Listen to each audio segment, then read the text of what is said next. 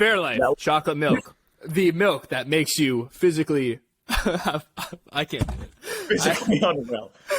The milk that makes your plumbers hate you.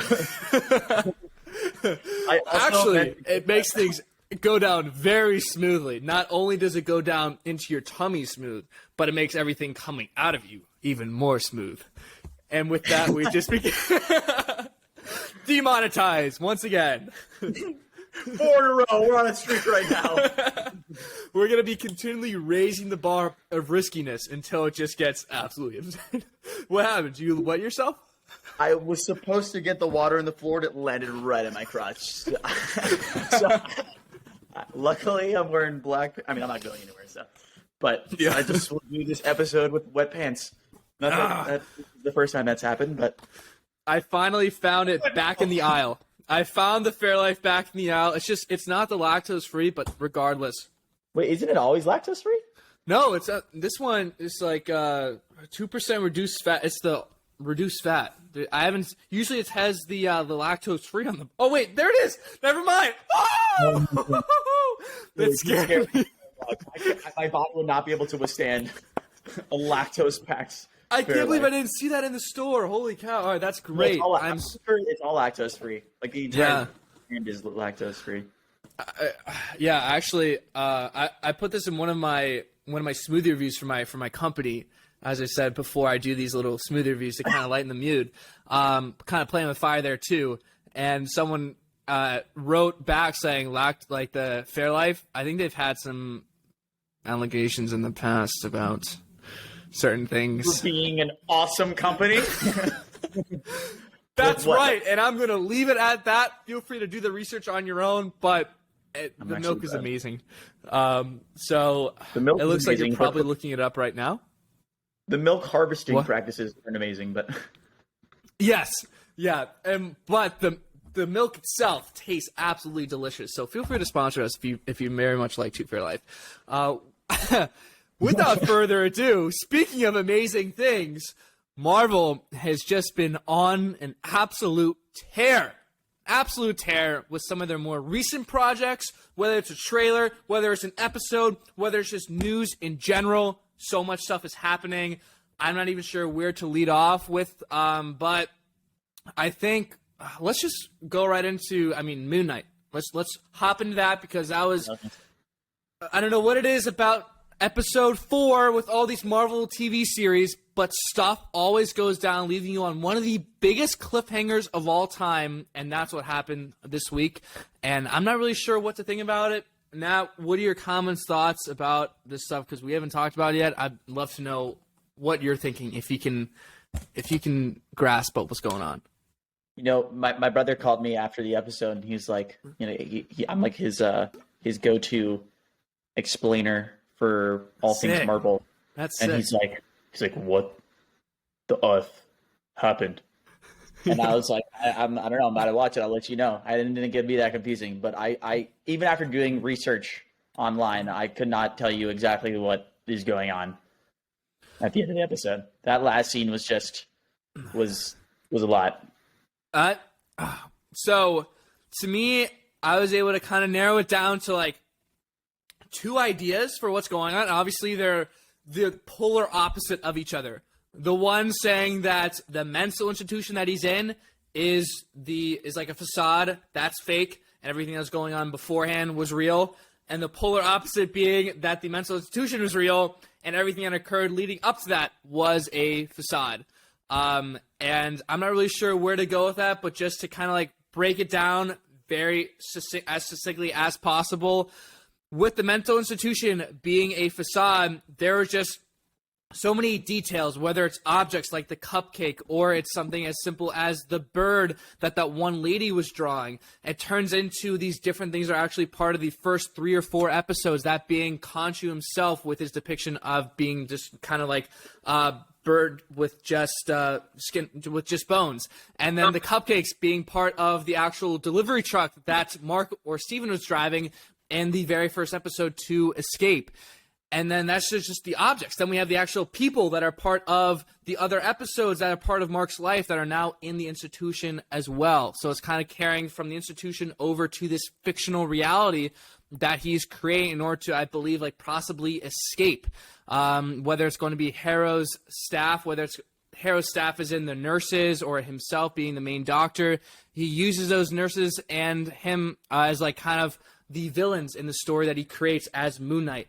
And so that's the one instance. And then on the other side, you have like him going to this mental institution as kind of like an escape on like the verge of death. It reminds me of Deadpool 2, like whenever he says like in order to live you have to die a little bit, and so he kind of blows himself up and goes to that one happy place of his, that being with him and his wife, right? I can't remember her off the top of my head, but that's where Deadpool goes, and he can't really get there to that heaven on earth because he's not dead quite yet, but he's kind of like in the bridge there, or kind of right before death. Similar to Thanos, after he uses the Infinity Gauntlet to snap the first time, and also with Black Panther, going to like their safe space to like a different plane, like on the verge of death almost. So that's kind of what it reminded me of, and he's kind of using this new place as like a defense mechanism to go to, as a place to kind of help himself with the different, I'd say, different personalities that he's battling, whether it's going to be Mark, whether it's Steven, or, you know, a few others. I think that's kind of the only way to...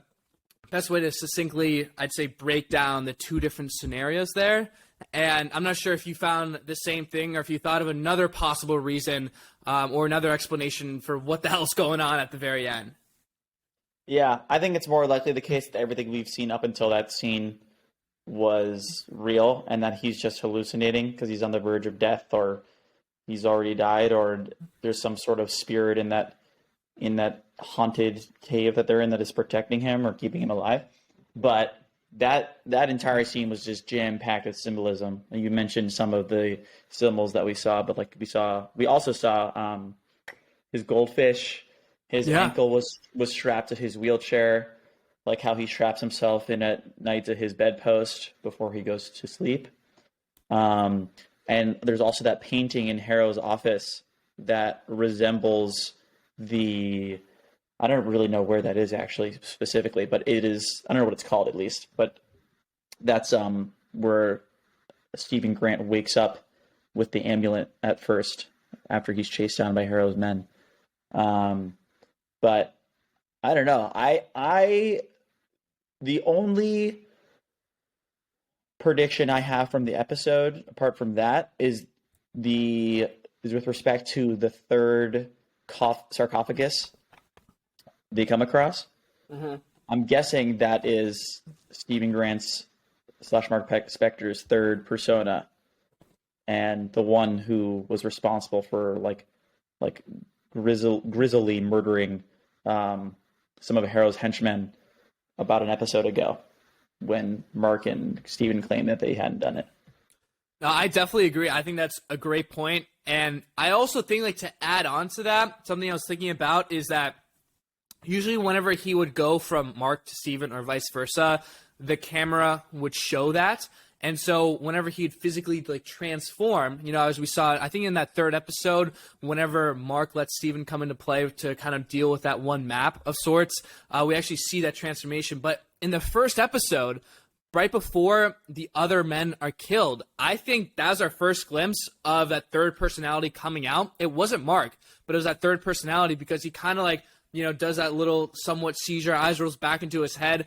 And whenever he comes back to be present, it's Steven once again, but we don't see that third personality coming out to kill the others around him.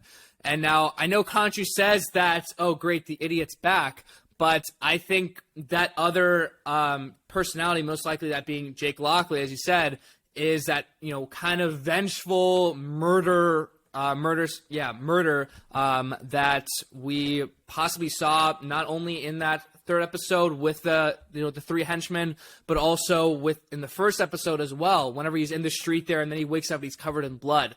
I think Mark has a little bit of a of a soul to him or of a conscience now after that whole, Raoul Bushman and archaeologist incident. So I don't think he would be the one to willingly just kill everyone left and right. So I think we possibly saw him in the first episode, but just didn't really realize it until there is the idea of that third personality brought up. But that's a great point on that sarcophagus too.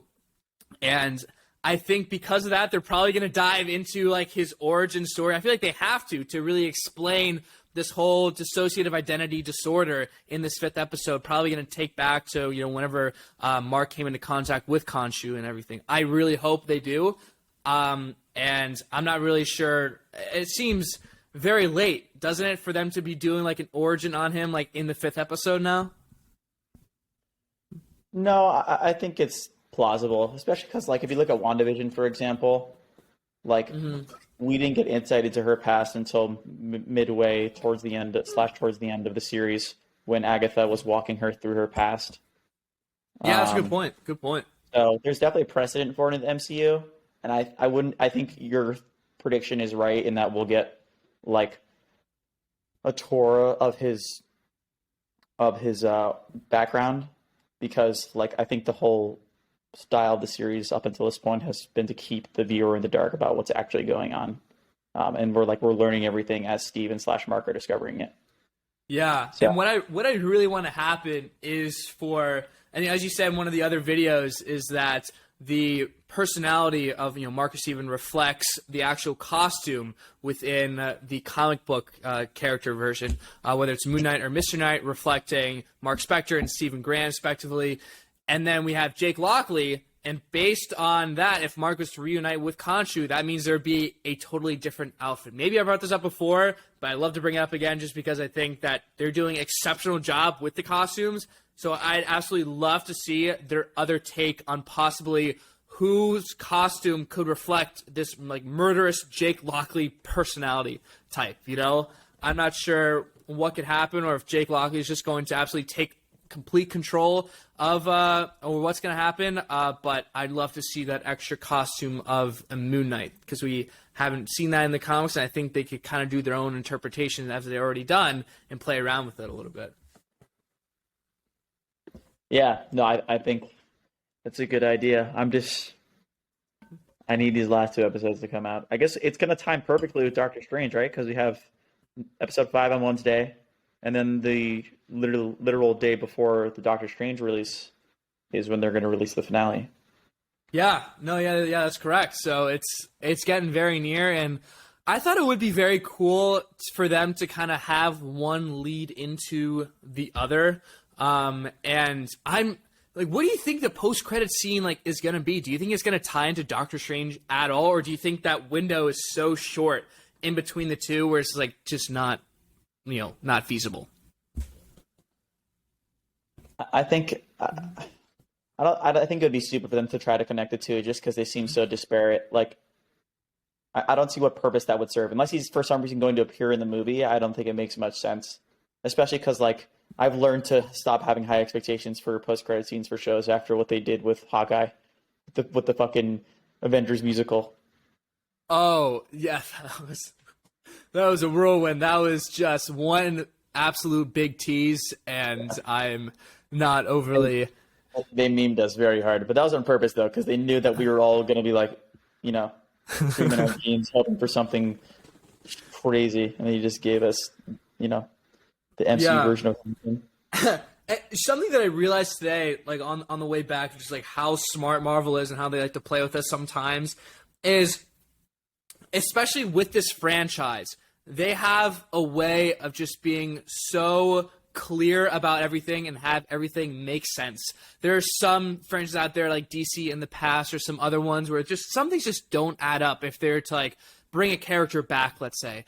And so what's really cool that they've now done is if we have a character that possibly has like left off their contract left us, a contract is gone, possibly, died within the series, like, Robert Downey Jr.'s Iron Man or Captain America, let's say. If they wanted to bring them back, they could now through 3 different ways. Number 1 being just going back in time. Number 2, going back in time as we saw with Endgame. Number 2, with the multiverse now, as we saw with Loki and Spider-Man, now Doctor Strange. And the third one being that this whole reality was just made up by Mark Spector himself. Like, isn't that funny to think that all of what happened, not only like within Moon Knight, but really the entire universe, what's going on? Because there are connections to Endgame with that one, I'd say, like, global repatriation council, as we saw, knowing that the whole snap Thanos thing did happen. This entire reality could have just been like kind of just created by Mark in his head. And so can you imagine just like Mark waking up and just seeing like Robert Downey Jr. in the background as one of like the other patients or something, and just to have, and I don't think anyone would bat an eye that this actually happened, or like that this is not feasible, just because like we buy into it and they're very clear with what could happen. And it's amazing for me to think about the now 3 different possibilities.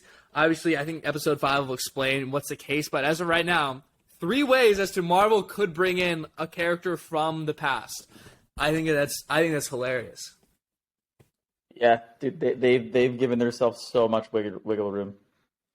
Like, there's so much they can do. I think their biggest challenge yet, though, will be how they fill the void left by Chadwick Boseman.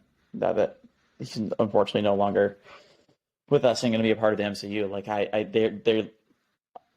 I've wondered for a long time now whether they're going to pass on the mantle of the Black Panther, if there's going to be a new T'Challa, or if they're just going to, focus on an entirely different character.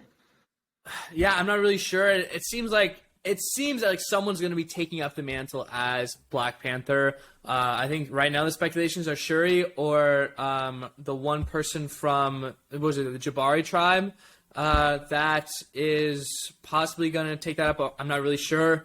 And we'll kind of have to wait for Black Panther 2 to figure it out, or kind of just wait for some more information, really, to kind of have a more specific speculation as to what they could do. But for now, it's going to be really tough for them to kind of play it out right without really enraging, pretty hardcore fans there. It's also such a big, I'd say, some big shoes to fill as well if someone were to be replacing Boseman as Black Panther. But we'll very much see, and I'm really hoping there's going to be some kind of, I'd say, tease into that, possibly with like a new character with Doctor Strange. I feel like that's going to be possibly the connection or the connecting piece to everything else here, and it seems like it could be. I'm just really interested to see how they're going to connect Moon Knight into the rest of this, and again, what that post-credit scene for that last episode is. I'm still thinking it's going to be the Midnight Suns, Blade, or someone else, as we've seen from one of the other projects right now. But until then, they got to really explain how this mental institution is going to connect into everything. And I kind of agree with you. I think just to kind of keep consistency, it's got to be the mental institution as a facade. And this is kind of just a place that he's going to while he's like basically in a coma before his death, to kind of escape everything, suffering from that PTSD, that mental and physical trauma that he endured in the past. And so this is kind of his safe place before, he kind of, somehow he has to get resurrected. I'm just not sure how it's going to happen. Do you have any ideas that possibly how the hell he could kind of come back from this? I could be completely making this up, but I'm pretty sure earlier in the episode, somebody said that the tomb that they were in is like enchanted, and like spirits don't die there. They like live eternally. I could be completely wrong. I could have sworn like something along those lines was said by someone. Hey, it's a better guess than what I could figure out. So I mean, we know he's not dead. That's why, like, when he got shot, I was like, "Oh my god, he's gonna die!" No, he's not. 2 more episodes. Okay, yeah, buddy. All right. There's been 2 straight episodes of what's her face? What's his chick's name? Oh, Layla. Oh, Layla. Yeah. Mm-hmm. I don't know. I honestly like the, because right now it's sorry. Go the ahead. rainbow. No, sorry. No, please. I know. I was just gonna follow up another. No, it is you. Right. You speak one more word, I swear to God, whenever I go to New York, I'm going to take your Fairlife chocolate milk and just dump it out in front of you. Don't you dare!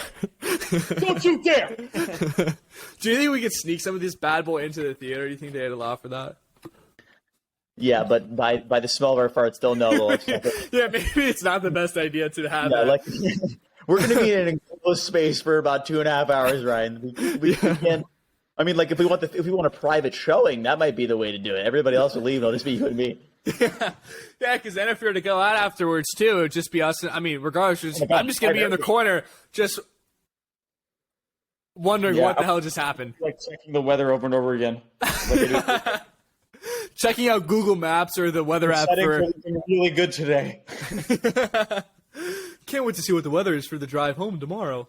But yeah, that'll be quite an experience. And I think I think leading back to the question, I'll totally forget what I was going to ask, but I think it was going to be something along the lines of, oh God, what was it going to be? Oh yeah, Layla has the Ushapti, I think that's how they pronounce it. Basically, Amish Ushapti, and she's kind of hiding away in the corner.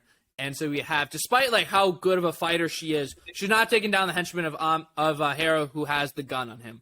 So I'm not really sure how that's going to play out, or if the entire 5th episode is just going to be focused on Mark's past. I think that's very plausible, and just to kind of give us that background. And at the very end, I think it's going to be something that will possibly lead into the 6th episode, which is going to be Mark getting resurrected, I think. Yeah, but I think we obviously can't overlook that rainbow hippo that inexplicably appears in the episode. Yeah, like, that's one of the, I can't even pronounce it. Taweret, I'm pretty sure, is my best guess, my best attempt at pronunciation. That's right. That's one of the Egyptian gods. So maybe that they'll grant him temporary protection and maybe even resurrection. The question is, how will he be reunited with Khonshu? That's what I want to know. That's a fair point, and I think Taweret might have that idea probably up her sleeve, knowing that she is an Egyptian goddess, and she was, I mean, it looks like she was banished, as a number of the other gods that we saw. I believe there's 10 on that shelf that Osiris went into that little cave for, and whenever he placed Khonshu up there. So it seems that the Ennead are not as great as they seem. They are a little bit biased in the sense as to who they are going to be banishing.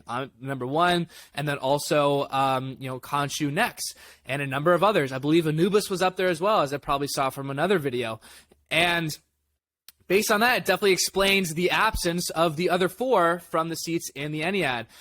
So they're probably not as noble or I'd say honest as they may seem. And so there seems, again, a little bit of bias there. And I'm very curious.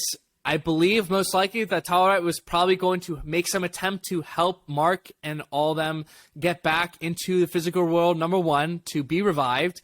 And then from that, possibly lead them over to gain the Ushapti for Khonshu, possibly releasing the other ones out there as well.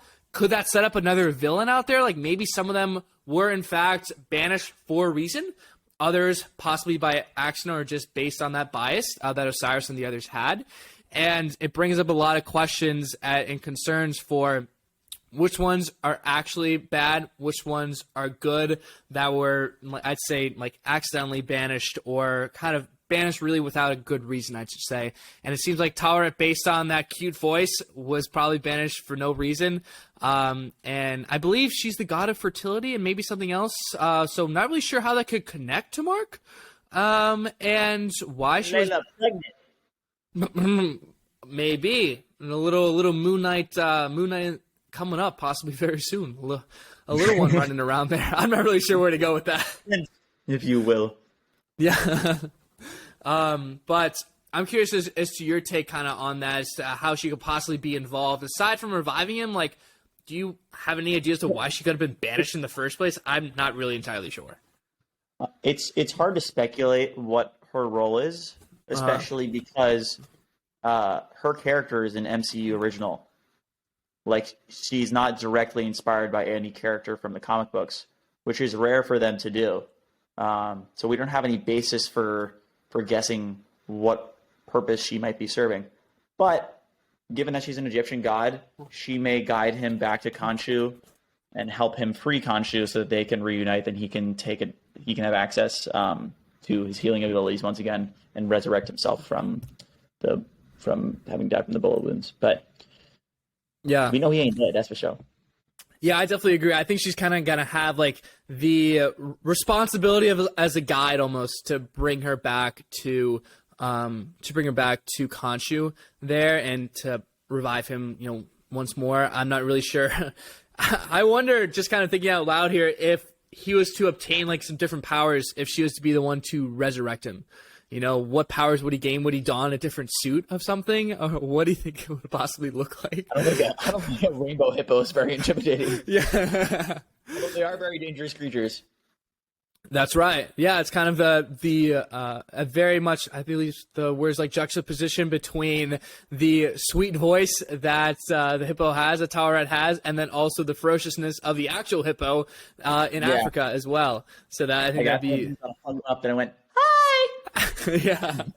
I'm not sure what's going on, I think based on the place that they are at with Amit's tomb, it's just something I'd say fantastical about it, that there's some other deep connection to the gods there, and I think Taweret is one of those that has another connection, so possibly her Shopti or something a little bit more basic is kind of surrounding it. Maybe just more of a mystical element that's kind of connecting Mark and Taweret there. But I think, as you said, she'll be pretty important for leading Mark back to Khonshu himself. So we'll see how that happens.